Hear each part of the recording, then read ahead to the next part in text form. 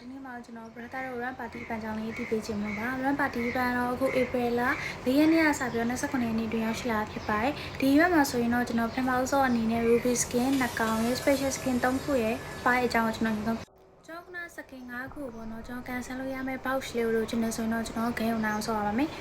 ကျွန်တော်တို့ဆော့နေကြပုံမှန်တိုင်း classic run racing မှုတွေပေါ့နော်အဲ့ဒါယူနိုင်အောင်ဆော့ရမယ်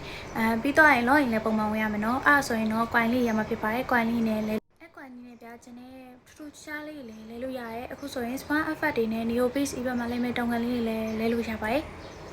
ပြီးတော့ဗျာ elite skin ရမယ့်ခွင့်လည်းပါပါသေးရဲ့ elite skin ကိုတော့ကျွန်တော်တို့ကခုနကပြောတဲ့အတိုင်းပဲခင်းနေဆော်မယ်တော့ပုံမှန်ဝင်မယ်ဆိုရင်ကျွန်တော် coin လေးရမယ်နော်အဲ့ coin လေးကနေ elite skin လည်းလဲလို့ရမှာပါနောက်တစ်ခုအနေနဲ့ကတော့ normal skin ရမယ့်ခွင့်လည်းရှိပါသေးရဲ့ဒါကတော့ April လ17ရက်နေ့ကစပြီးတော့29ရက်နေ့အတွင်းမှာ normal skin တစ်ခုကိုရဖို့ရှိပါတယ်နော်ဒါကလည်းခုနကကျွန်တော်ပြောခဲ့သလိုပဲ game ကြီးဆော်ပြီးတော့ touch တွေတော့အောင်မှာဖြစ်ပါတယ်coin များများရလေကျွန်တော်တို့အတွက်ပိုကောင်းလေးပါဘာလို့လဲဆိုတော့ coin များလေကျွန်တော်တို့ second အပြုံမှာတခြားသော item တွေလည်းပါရဗျာဥပမာဆိုရင်ကျွန်တော် boundary emote တွေလည်းပါမလို့အဲ့အရင်နဲ့လည်း coin နဲ့လည်းလို့ရမှာဖြစ်ပါတယ်အနေနဲ့ run party ဘက်မှာဆိုရင်ကျွန်တော်တို့ star protection ကတ်တွေရော star boost ကတ်တွေရောရရှိအောင်မှာဖြစ်ပါတယ်